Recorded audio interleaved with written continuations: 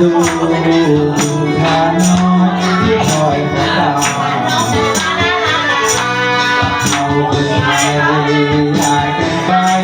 ทุกทีทุกครั้งจ้องมองกันเดินไปดับทางมา15 ปีที่ไต้เฮาเสียแรงจะเดินเข้าไปเมืองไทยเสียดายทุกเจ้าสตาเดินเที่ยวสู่น้องต้องจองจังลาไปปนา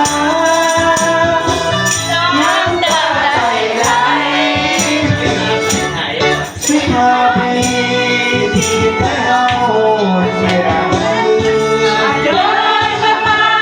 เคยมีอย่างน้อยทุกทุกสบายลุงเอ็นลาใจสาบ้านมีไว้ไหน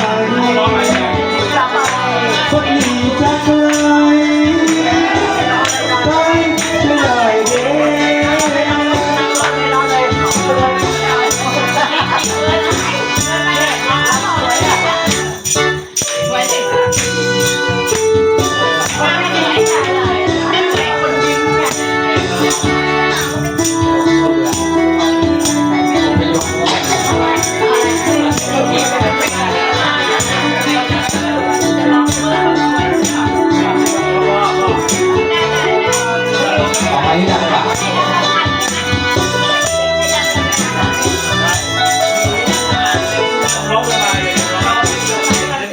15 ปี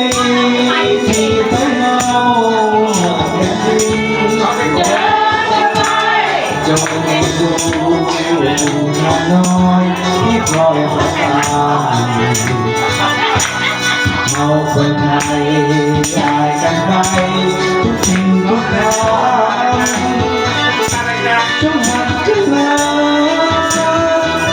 ไปกันเข้ามา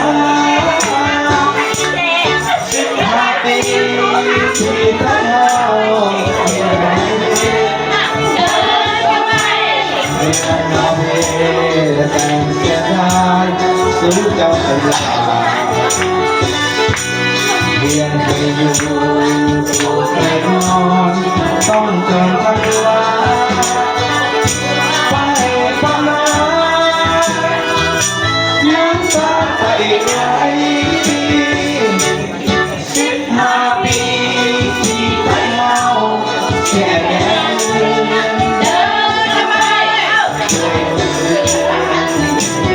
นอนอยู่สบายแต่ลุงเอ็นตาได้ทางตาบ้านเมืองไหนบัดนี้จากไกลไปจะได้เด้